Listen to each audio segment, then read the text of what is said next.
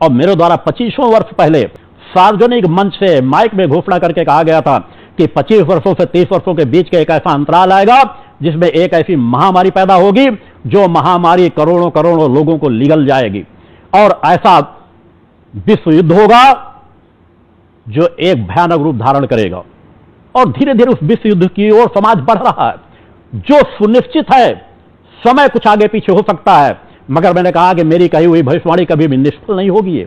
एक महामारी की और एक आने वाले समय में विश्व युद्ध होना सुनिश्चित है और वह होकर के रहेगा।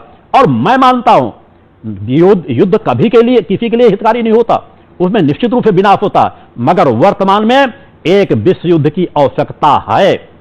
उस विश्व युद्ध की आवश्यकता है। अगर आवश्यकता नहीं होगी तो ये आगे और बड़े भयानक विनाश की ओर चलती चली जाएगी। आप विश्व का आंकलन करके देखो, क्या वर्तमान विश्व में कहीं शांति नजर आती है?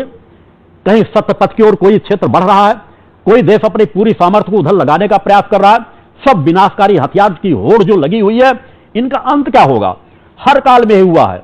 हम राम का युग देख लें, कृष्ण का युग देख लें, या इस कलिकाल के युग में देख लें, हर जगह अधर्मी अन्यायियों ने अपने साम्राज्य को स्थापित कर लिया है। एक से एक विध्वंसक अस्त्र शस्त्र तैयार किए बैठे हैं, इस तरह के वायरस तैयार किए बैठे हैं।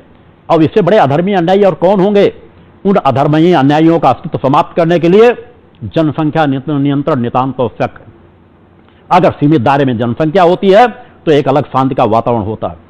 जो ये एक जनसंख्या का विस्फोट होता चला जा रहा है, समाज जब उसे नहीं रोकेगा तो परम सत्ता रोकेगी। तो कहीं ना कहीं जब जिस प्रकार के अपराधी बढ़ जाते हैं, अनेकों देश वर्तमान में आप देख रहे हो जो पूरी तरह से आतंकवाद की ओर बढ़ रहे हैं, सामर्थ्य को लेकर दूसरे देशों के अस्तित्व को नष्ट कर देना चाहते हैं। आज कोई समझौते हो जाएंगे, कितने समय वो समझौते लागू होकर के रहेंगे? जो उनकी मानसिकता है वो मानसिकता शांत की नहीं हो सकती। अब पाकिस्तान से आप हजारों समझौते कर लो, वह कभी किसी समझौते को नहीं मानेगा। चाइना की एक जो मानसिकता है, हजारों समझौते हो जाए, वो कभी किसी समझौते को नहीं मान सकता।